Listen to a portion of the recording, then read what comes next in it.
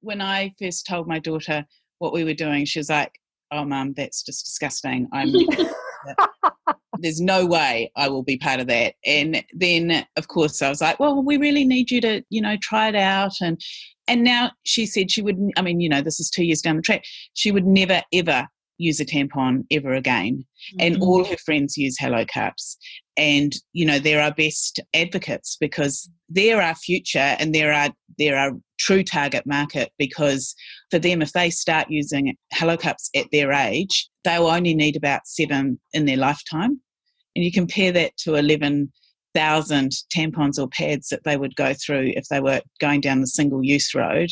It's nuts. And even if they didn't recycle those 7 cups, their footprint is so small in comparison. But if they do recycle them, then they've got it's a zero waste. Welcome to SheEO.world, a podcast about redesigning the world. I'm your host, Vicki Saunders. In each episode, you'll hear from SheEO Venture founders, women who are working on the world's to-do list. These innovative business leaders are solving some of the major challenges of our times. Sit back and prepare to be inspired. Hi there, I'm Mary Bond and I'm co-founder of the Hello Cup. Hi, I'm Robyn McLean and I am the other co-founder of Hello Cup. Hello Cup was founded by myself and Mary in 2017. Mary is a registered nurse and I'm a former journalist, and we started Hello Cup because we found that there was a huge gap in the market for a fun, quality-made menstrual cup. So Hello Cup is a menstrual cup, and Hello Cup is made from medical-grade TPE, which is a type of plastic, and we chose it because it allows us to recycle our cups, which was really appealing. So they last a long time, but the recyclable element also makes them zero waste. They're also hypoallergenic. Yeah, just super cute. Amazing. Well, your branding is off the charts. And let's just be clear too, where are you from with your beautiful accents, ladies? New Zealand. We're from New Zealand. New Zealand, yay. All great things come from New Zealand.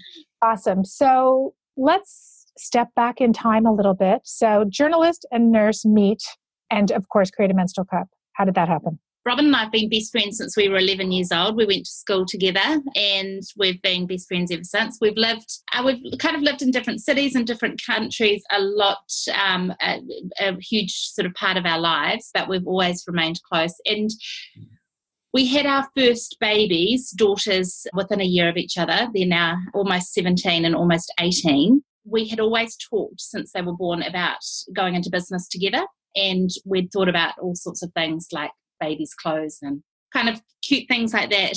But then one rainy Sunday, I remember it clearly, I had got a phone call from Robyn saying, I know what it is, I know what we should do for our business. We should make menstrual cups in New Zealand.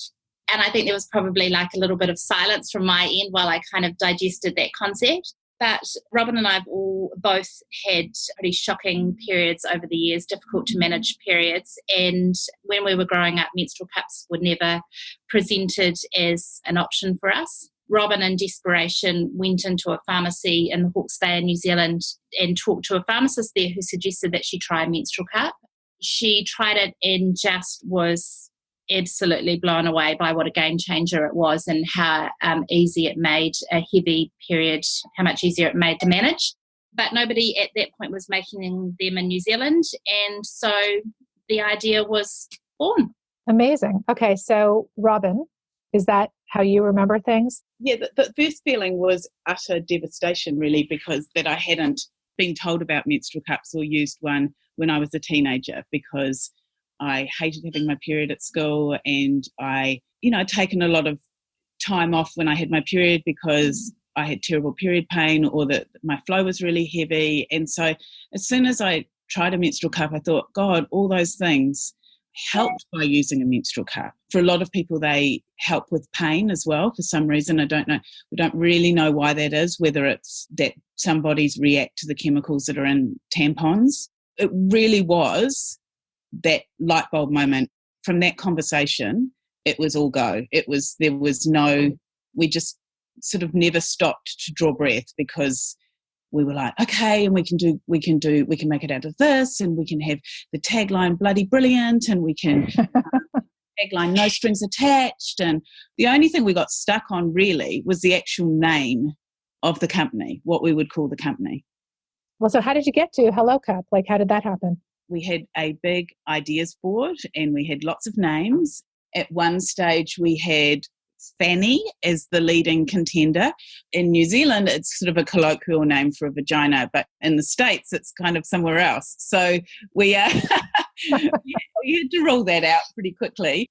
We got really stuck, and then Hello came up as a positive, welcoming phrase. A lot of other cup brands use names that are to do with the sort of lunar cycle, and we just wanted something that wasn't negative in connotation, not that other cups necessarily were, but we just wanted the conversation around periods to change. And so Hello was like, oh, hi, welcome back. It's sort of the way you would talk to an old friend, and not that whole, oh God, I've got my period, I hate my period.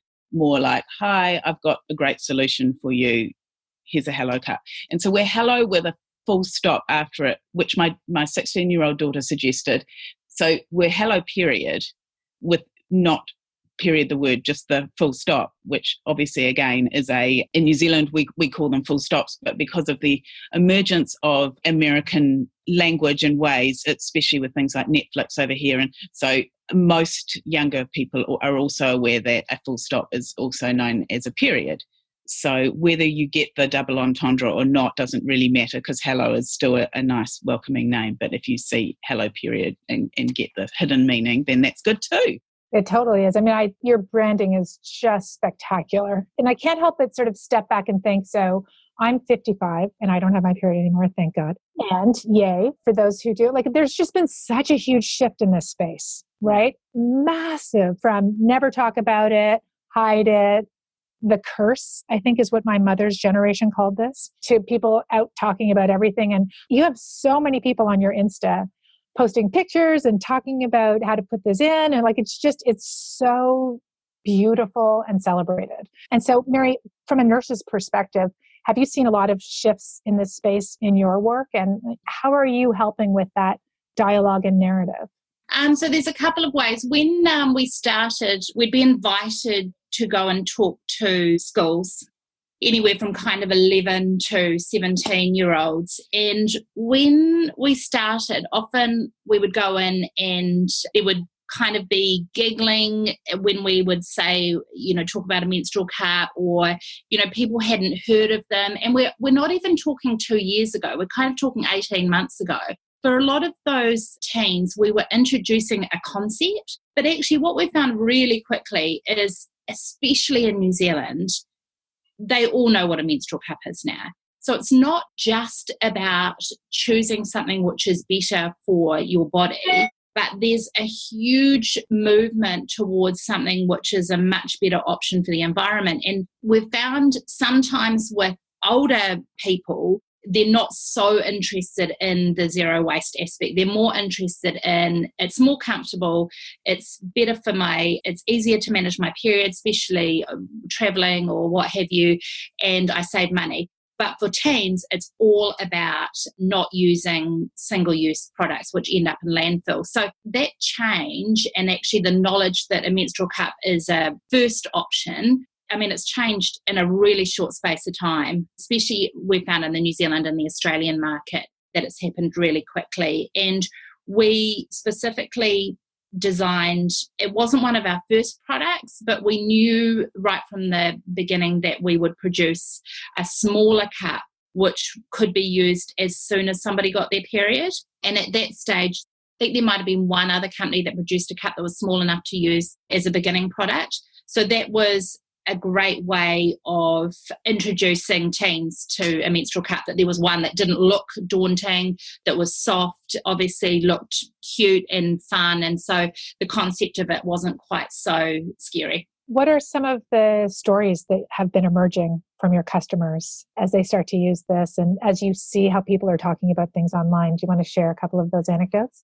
Almost all of our emails start with an apology to say, TMI or too much information. And we're like, oh my goodness, there is no such thing as TMI in the Hello Cup world. Like, bring it on. Tell us your stories. And, we do get emails from people as young as 11 and 12. And sometimes they'll write to us before they buy a cup to say, look, is this going to work for me? And a bit scared. And then we get the follow-up emails, and they're just amazing. But, we've had a couple of situations where, not in the teenage market, but in the older market, where people have said, look, I've got a low cervix, or, we've had situations where a woman has had 2 cervix, or issues where the anatomy isn't what we'd call in the normal parameters, and have really struggled with periods, or have had terrible cramps with endo, and then have used a cup and have come back and said that it works really well and it's changed their life. And, so we're really able to then take that information, and when we get another email that says, oh, I've got this issue, we can say, look, we know that these work for people with all sorts of different period issues and anatomy, and yeah. Issues aside, the main comments we get are, thank you, you've changed my life. People like me go and are apprehensive about trying something new, especially if they've used something like pads or tampons for the majority of their life. And again, if they're sort of around my age, which is, older than I'd like, I'm hoping I'm towards the end of this journey. And so to make a shift into a completely new product is a really big step for a lot of people. But they make it because I think we're all trying to do better things for the environment, and sanitary waste is a huge, huge, huge issue. And you think about the difference that one person can make, even just using reusable sanitary products over one period, is significant. So they make the change, and not only are they feeling great that they're doing something worthwhile that they never knew that they could do environmentally, their periods are easier. And I think maybe a lot of people with periods towards the end of their cycle, as they head into menopause, their flows change and often get heavier. Certainly that is the case with me, and I don't know how I would have coped without having menstrual cups, because they hold more. So I'm actually able to go about my day, whereas I don't think I would be able to if I was still using tampons. They just wouldn't hold enough. It's so interesting to me that this has not existed in the world before. And this to me is like a classic example of the sort of structural inequities and the fact that it's really hard for women to get funded and supported. And so how old is this concept of cups? Like, has it been around for a long time, or is it literally just something that emerged recently? Menstrual cups have actually been around for a long time. They were invented by an American actress. I think, is this right, Robyn, in about the 1920s? 30s. Then in came big business companies that make single-use products that, their whole business concept is that they sell a product to someone every month. So every month you have to give them money. Now, menstrual cup, you ask someone to buy one and then you don't ask them again for 5 to 10 years. So in terms of a business strategy, maybe not such a great concept. So what happened is big business they weren't interested in producing menstrual cups. When I think about when Robyn and I were teenagers, the period education was funded by tampon and pad companies. And you could send away a little card from a teen magazine and you'd get free samples. So generally the samples that you received in the post would be the product that you'd buy every month. It just simply wasn't good business practice. But whenever anybody asks me about, well, why would you have a company where actually you're only selling one product every 5 to 10 years? That's just madness. But the fact of the matter is that our potential number of customers is absolutely massive. And, we're looking at 50% of the population at some stage of their life are probably going to have a period. So the numbers are massive. But it's just simply that these big companies they've shut it down. They've just shut it down. So it did exist. And there certainly have been some companies that have been around for a long time that have produced menstrual cups, but they've been in sitting on the bottom shelf of a health food store or buying online, and they haven't been like hey, here I am, I'm a menstrual cup and I'm awesome and I'm cute and, you're going to want to own me because, so we're really just pushing into that space to say, look, it's not daunting, it's really comfortable, it's really easy to use, we're here to support you with it. And it looks beautiful. The packaging is beautiful. You're not going to want to throw it away. The cups come in cute colours, and you think that something that is kind of hidden inside a vagina, it wouldn't actually matter what colour it is, but we know it actually matters a lot, and people do care. So that's really changed the game. It must feel really amazing, I can't think of a better word right now, to be doing something that has such deep meaning, especially at a moment in time right now where the zero waste product in the market, amazing. And to help with all of this single use everything. I mean, I think we should just put a big X through anything single use. It's just so brilliant. Let's talk a little bit about the business. Neither of you come from a business background, always my favorite thing with entrepreneurs, because they, oftentimes when you don't come from a business background, you tend to be super innovative and just do it your way. And so you've got a couple of things here. I want to talk about that. And I also want to talk about being besties and working together in a business. What does that bring up in terms of challenges? So maybe Robyn, we'll start with you around what's it like to be co-founding a company with your best friend? It's great. It works really well. We're comfortable with each other. We have never really had a volatile friendship anyway. I think that, you can have certain types of relationships and be close. And I think because we've got very different skill sets, the business has sort of fallen relatively naturally into roles that we want to take up. Obviously, as we grow, that's becoming different because Mary and I now together need to front the business. And as we grow, we'll have staff to do the bits and pieces that we were doing. We're also based in different cities.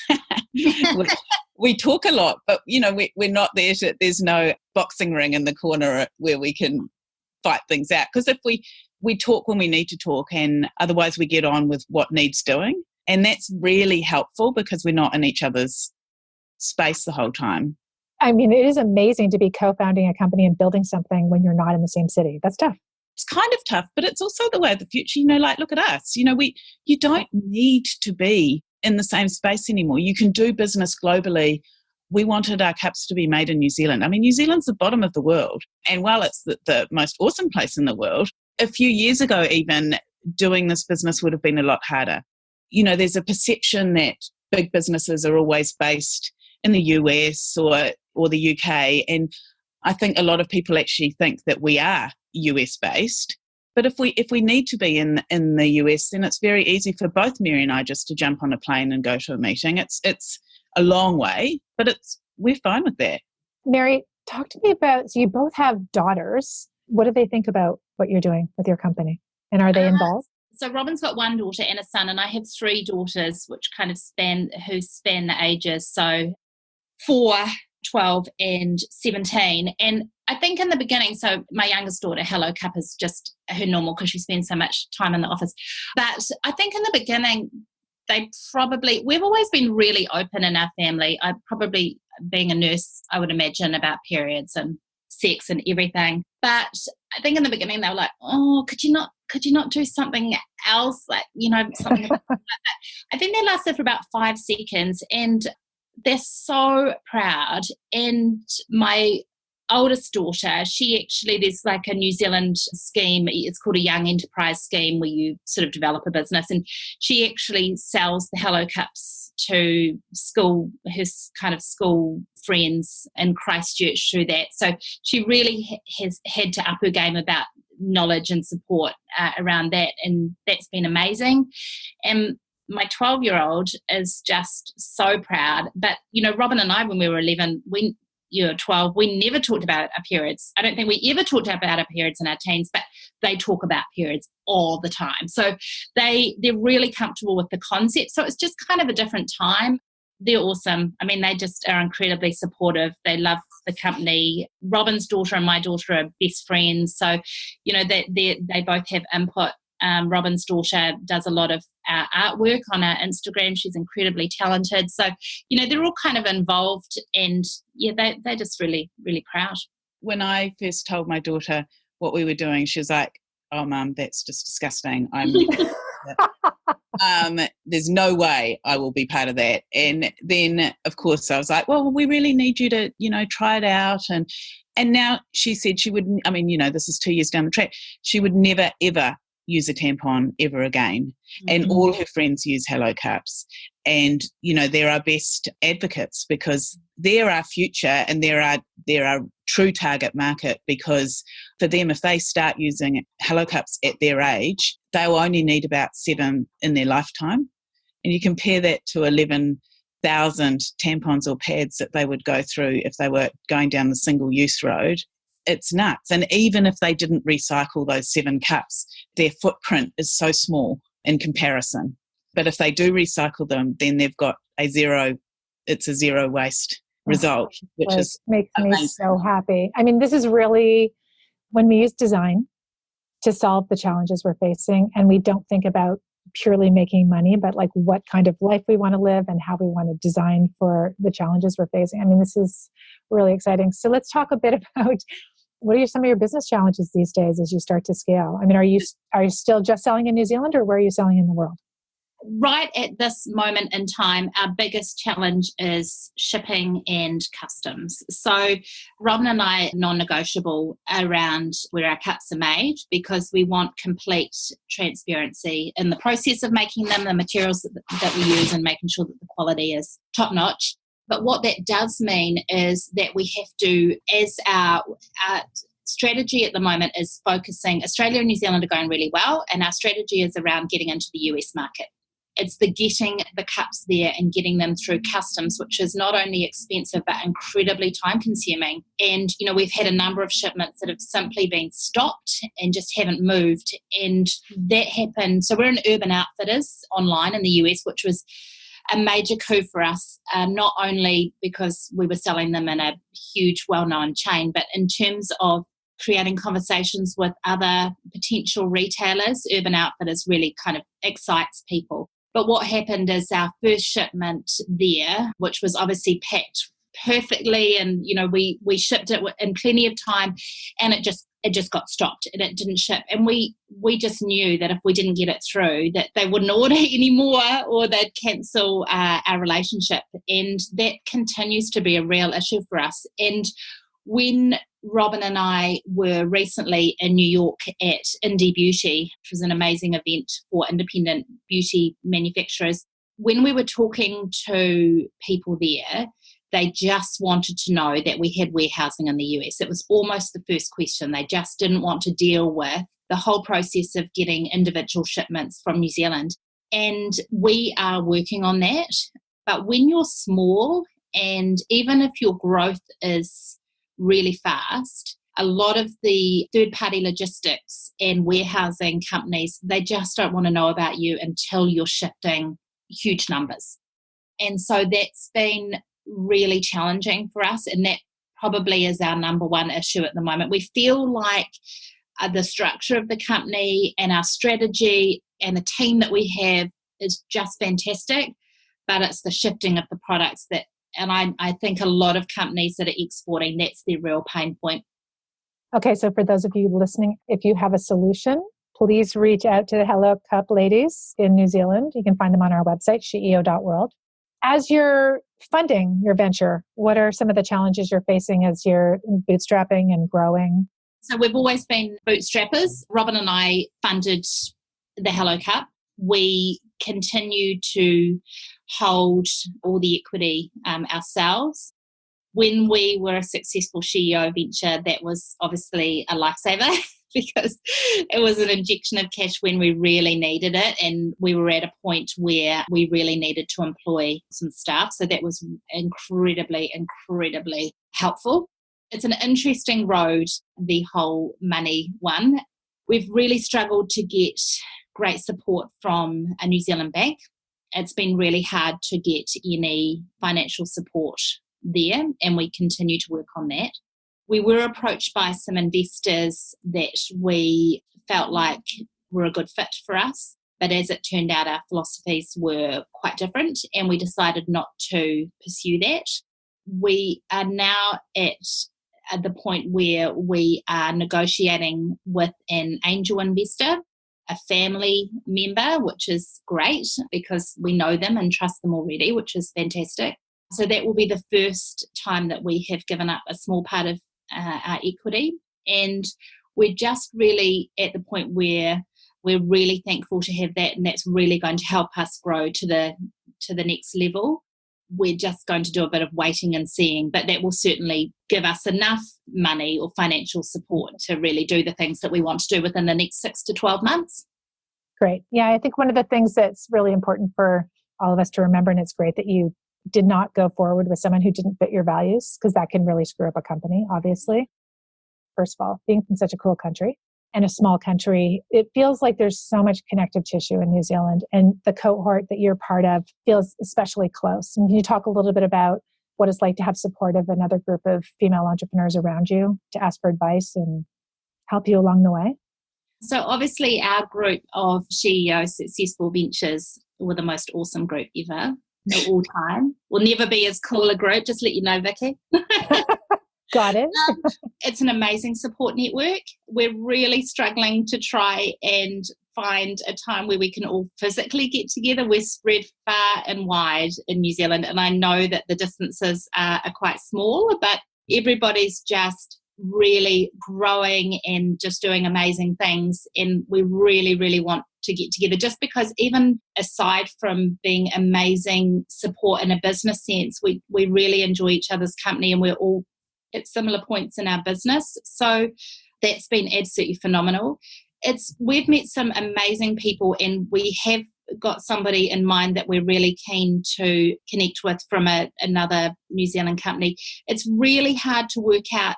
There is so much help out there, and so much offered help and support, and to work out, because Robyn and I we feel like at times we spread ourselves quite thin, just working out what are the best connections to nurture. So that's, that can be quite tricky.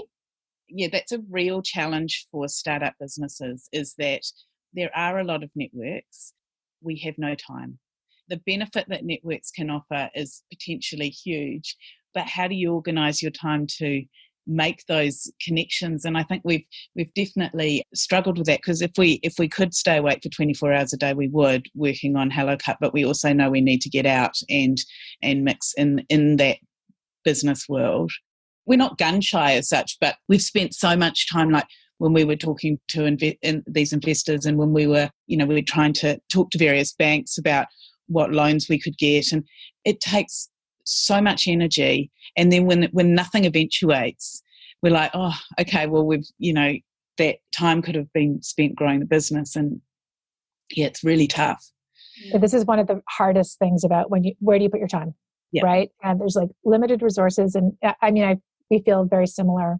Every time there's some challenge, I'm like, the answer is in our network. I know it is. Yeah. And then the question is like, how do you find it without it being a whole other job? But again, I think one of the things that's really key is when you're surrounded by these radically generous women, it's getting into relationship with each other. So as much as we can actually figure that out. Have you been working with any activators to help you with any part of your business so far? No. Not yet? Not yet. Okay.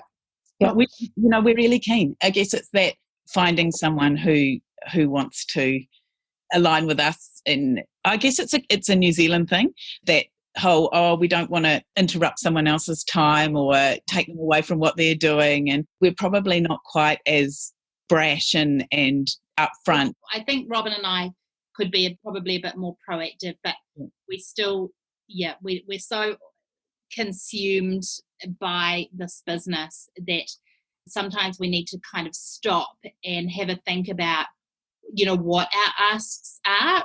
Sometimes you get lost in everything that's going on. I think that's why NJ Ryan is so incredible, is she does manage to get us to focus on what our needs are. And she's absolutely nailed what Robyn's skills are and what my skills are. And that was what was so amazing. One of the things that was so amazing about the retreat was really identifying what my strengths were and what Robyn's strengths were and what that left. And that was a real turning point for our company, because we could really see where we needed to employ, what their skills were, and what Robyn and I needed to focus on. But there's still quite a lot of work for us to do around that in terms of creating those relationships to keep moving forward. Yeah, I mean, I think this is one of the things that we've noticed. It's a 5-year loan with CEO, and so you have time, and everyone's on a different cadence at different stages. Some people jump right in and have time and very specific skills that they can find in the network quickly. Others, like you said, you're buried, just getting started, so many things to deal with. And then I think over time, when you work with a coach, isn't it amazing to work with a coach? Oh my goodness. She's magic sauce. MJ is one of the CEO coaches, and she just has, I don't know what it is, some kind of magic wand to help us with whatever we need when we need it. But again, having time to sort of step back and lift your head up out of the business a little bit, I think can be really, really helpful. And I think we're heading towards that stage now, which is really, I think we can see the light as we have some staff that, all our staff are amazing, and that we know that if we needed to take 2 days out of the business now, we could do that and just go and we should actually do it soon. Mary and I should just go and sit somewhere and just brainstorm for a couple of days and then work out a proper plan going forward. Whereas before, there was no way we could do that because we had to answer customer emails or send out the product ourselves. And, there was just no window to get away. Yeah, it's all in following the flow and not being guilty about it. It's like, okay, we can't get that done right now. C'est la vie. Let's step back for a minute, take a deep breath. When you start out your day, do you guys check in at the beginning of the day or at the end of the day, or is it ad hoc? Like, what kind of structure do you have in place for connecting? We have a full team meeting on a Monday morning. Robyn and I, ad hoc, possibly. We start touching base with each other probably first thing in the morning, and we finish touching base with each other probably pretty late in the evening. We are actually in constant contact. Yeah. First thing in the morning, it's about work. Last thing at night tends to be some stupid photo of a dog dressed up in a costume. We would probably speak or message, I would say, at least 6 or 7 times a day. Getting back to the relationship between Robyn and myself, one of the first conversations that we had about starting a business was my concern that our friendship was the most important thing to me, and it was more important than a business. And I was worried about maintaining that was my priority. And Robyn was like, don't worry, we'll be fine. And we really are. We really enjoy each other's company, even if it's not about the Hello Cup. So that's still the greatest, we've got an amazing product. We've got an amazing business. We've created this team we're so proud of. We're doing it together, and however cheesy that sounds, that is just such a joy. And, we love it, and we're having a really good time. And I'm a nurse, and I love being a nurse. And, there are times where I really miss being on the ward or, caring for patients, which I still get to do occasionally. But, I'm where I want to be, and we're really, we're doing it together. It's totally awesome. I mean, I really do think that this is what business can be, right? It's not some okay, put your friendship aside, now we're talking business, right? And divorcing it from the deep relationship that you have. I mean, it's such a joy to be able to co-create together and to do something that has meaning, and to have your daughters doing part of this and built-in distribution network. Well done, ladies. It's cool to be able to do business this way. So I want to thank both of you for being amazing role models in New Zealand and beyond, and for being part of the awesome CEO network. And I wonder, do you have an ask or something that you would like to leave? What do you want people to do after they listen to this podcast? The move is into the US. So connections within the US would be amazing, especially around the warehousing 3PL world, which is huge. It's same connections for my area, which is more the marketing side of the business, would be any connections. I'm going to relocate next year, so in 2020, to the US for a few months. We can have me, on the ground to be able to meet people face to face, because we feel that's really important. Anyone who's out there that is able to, or knows someone that we should meet, basically, whether it's media influencers or stores that we should be in. Awesome. Well, we will definitely help with that, and we can't wait to have you over here as well. And thank you very much, both of you, for your leadership and for all you're doing in the world. Thank you so much, Vicky. Thanks, Vicky. Thank you for listening to the SheEO.world podcast. If this conversation resonated with you, please share it with a friend and subscribe on your favorite podcast player. If you'd like more information about SheEO, please visit us at SheEO.world. That's SHEEO.world.